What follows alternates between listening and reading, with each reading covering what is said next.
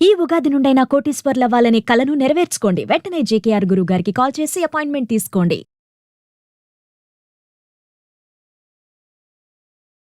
నమస్తే, welcome to Suman TV. ప్రస్తుతం మనతో పాటు law of attraction, life and money skills coach అయిన డాక్టర్ బ్రహ్మశ్రీ జేకేఆర్ గారు ఉన్నారు. వీరితో ఈరోజు కొన్ని విషయాల్ని మనం డిస్కస్ చేద్దాం. హలో అండి, నమస్తే. నమస్తే అమ్మా. గురుగారు, ఇప్పుడు లా ఆఫ్ అట్రాక్షన్ గురించి మాట్లాడుకున్నప్పుడు మనకి విశ్వంతో మనం మొత్తం కూడా కనెక్ట్ అయి ఉండాలి అని అంటుంటాం. అవును. అయితే ఇందులో మనసుకి ఇంకా విశ్వానికి ఎలాంటి సంబంధం ఉందని అంటారు? యాక్చువల్లీ మంచి క్వశ్చన్ అడిగారు. వాస్తవంగా మనసుతో క్వశ్చన్లు మనం అడగటం అనేది, అంటే చాలామంది మనసు పెట్టి అడిగారా, మనసు పెట్టకుండా అడిగారా అనేది దీంట్లో ఇంపార్టెంట్ అమ్మా. లా ఆఫ్ అట్రాక్షన్ అంటేనే మీ మనసుతో మీ కోరికల్ని విశ్వానికి చెప్తేనే మీకు కనెక్ట్ అవుతాయని చెప్పుకుంటాం. కానీ మరి మీ మనసు మీ ఆధీనంలో ఉండాలి కదా. ఎప్పుడైతే మన మనస్సు అనేది మన మాట వినదమ్మా, ఎవరి మనసు అయినా ఎవరి మాట వినదు. చివరికి మన పిల్లలు వింటారు, లేదు మీ భర్త మీ మాట వినొచ్చు, లేదు ఒక భార్య మాట భర్త వినొచ్చు, భర్త మాట భార్య వినొచ్చు. కానీ ఎవరి మనస్సు వారి మాట 199 మందికి వినదమ్మా. అది విన్ననాడు వాడు ఏదైనా సాధించుకోగలుగుతాడు. ప్రతి మనిషి ఏదైనా సాధించాలంటే యూనివర్స్ మనకు అనుగ్రహం ఇవ్వాలన్నా, భగవంతుడు మనకు అనుగ్రహం ఇవ్వాలన్నా మనకి ఎవరి మనస్సు వారికి ఆధీనంలో ఉండాలి. అది ఉండాలంటే ఏం చేయాలి? సహజంగా ఉండదని చెప్పుకుంటున్నాం. మరి ఉన్నవారికి కోరికలు తీరినవారు అంటే వారి మనసుని వారు ఆధీనంలో పెట్టుకోబట్టే, వారు ఆలోచన విధానం కరెక్ట్గా ఉండబట్టే ఉన్నతంగా ఎదిగారు. ప్రతి ఒక్కళ్ళకి ఆలోచనలు ఉంటానే ఉంటాయి, కానీ ఒక్కొక్కళ్ళ ఆలోచనలు ఒక్కో విధంగా ఉంటాయి. ఇలా వెళ్తే ఏంటి, అలా వెళ్తే ఏంటి అంటే ఒక చిన్న పని చేయడానికి 100 డౌట్లు వస్తాయమ్మా. ఎందుకు 100 డౌట్లు అంటే వీరి ఆలోచన విధానం కరెక్ట్గా లేదు, 2 వారి మీద వారికి నమ్మకం లేదు. మరి అసలు ఆలోచన కరెక్ట్గా ఎప్పుడు వస్తుంది? మీ మీద మీకు నమ్మకం ఉన్నప్పుడు, నేను కరెక్ట్గా నిర్ణయాలు తీసుకుంటాను అనే కాన్ఫిడెంట్ ఎవరి మీద వారికి కలిగినప్పుడు మీకు ఆలోచనలు కరెక్ట్ అవుతాయి.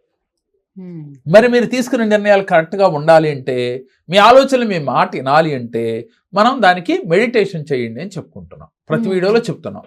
కాబట్టి మనసుకి మన ఆధీనంలో తీసుకురావాలి అంటే, మనసుకి ఎనర్జీ కావాలి అంటే, నీరసించినప్పుడు దానికి ఒకే ఒకటమ్మా, అదే మెడిటేషన్.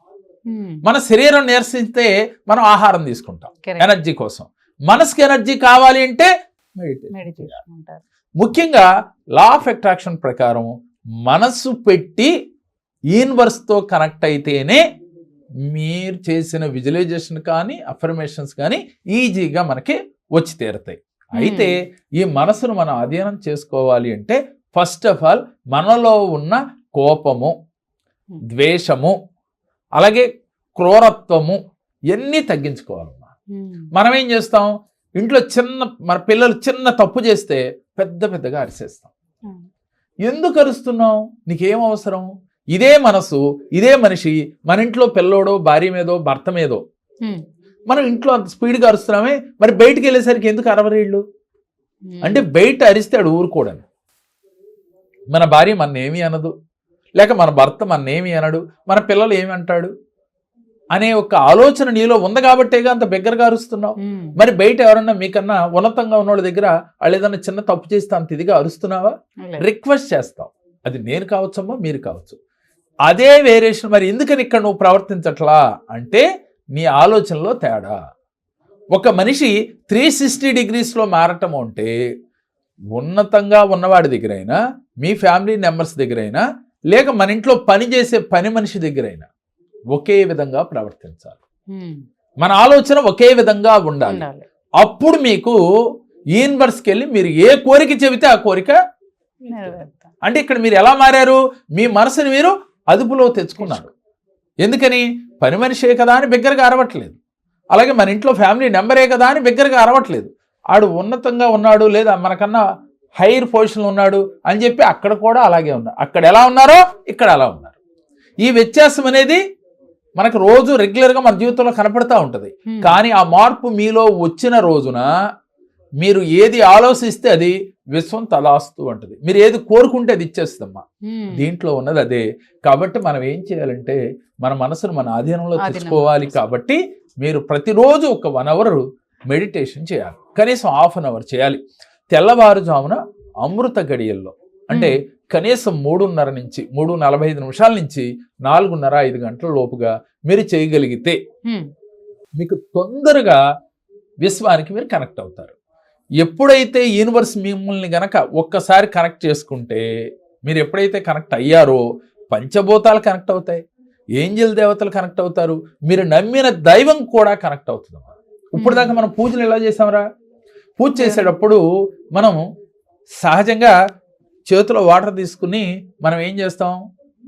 మీ అందరికీ తెలుసు కదా, పూజలు చేసేటప్పుడు ఓం మాధవాయ స్వాహ, ఓం మధుసూదనాయ స్వాహ, ఓం ఓమనాయ స్వాహ అని అంటాం.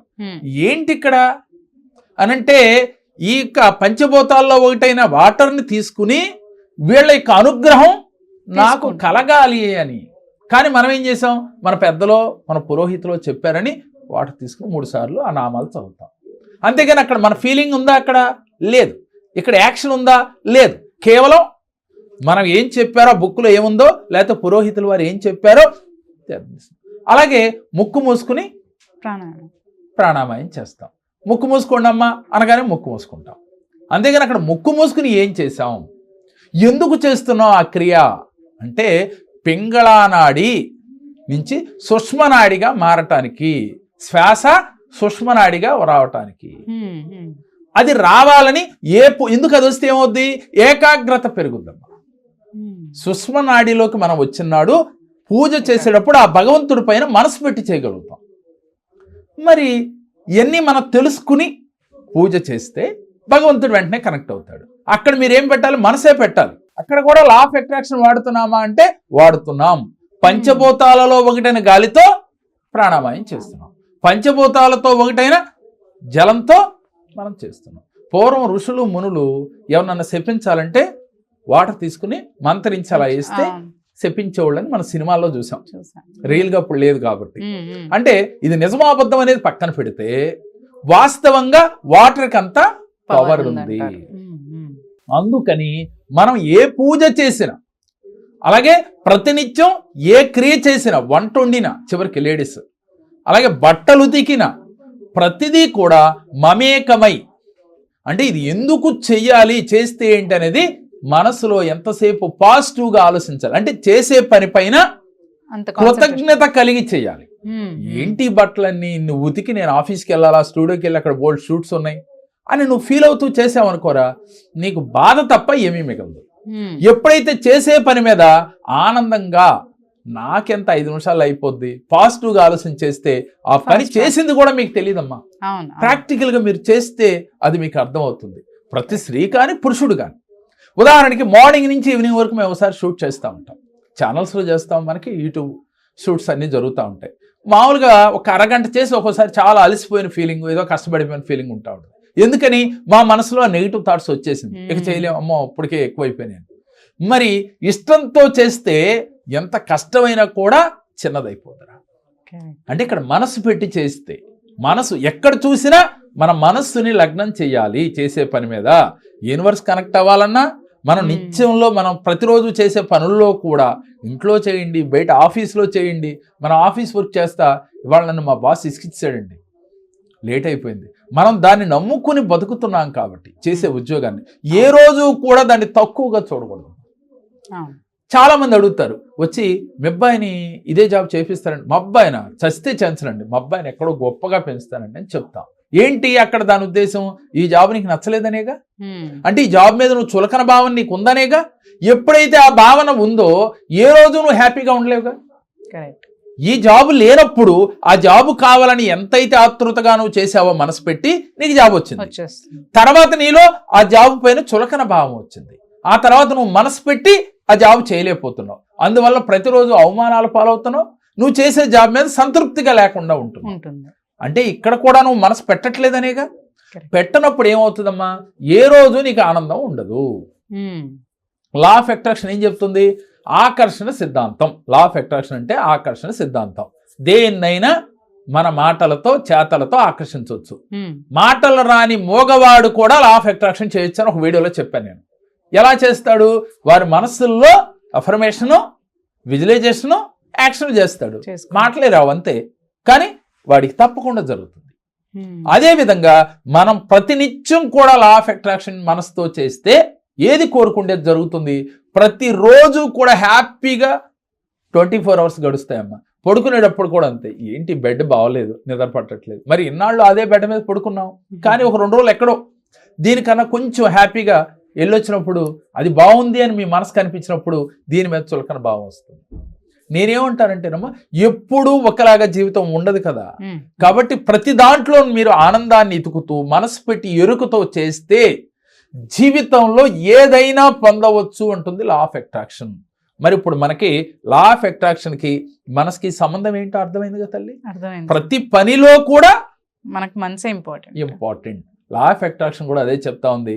మీరు మనసు పెట్టి మీ అంతర్చేతన మనసును నమ్మిస్తే మీ అంతర్చేతన మనసు వెళ్ళి యూనివర్స్కి కనెక్ట్ అవుతుంది. యూనివర్స్కి పైనుంచి పవర్స్ మనకు వస్తాయి. యూనివర్స్ కనుకరిస్తుంది, వెంటనే తదాస్తు అంటుంది. యూనివర్సే తదాస్తు అన్నప్పుడు పంచభూతాలు, అమ్మ పంచభూతాలు అంటే ప్రకృతిలో ఉన్నాయి, మీలో ఉన్నాయి, నాలో ఉన్నాయి. పంచభూతాలతో మనందరం మమేకమై ప్రతిరోజు మన దినచర్య పంచభూతాలతోనే ఉంటుంది. ఈ పంచభూతాలు మనకి కరుణించాలి అంటే పంచభూతాలని గౌరవించాలి. వీటిపైన మనం కృతజ్ఞత ఎక్కువ చూపాలి.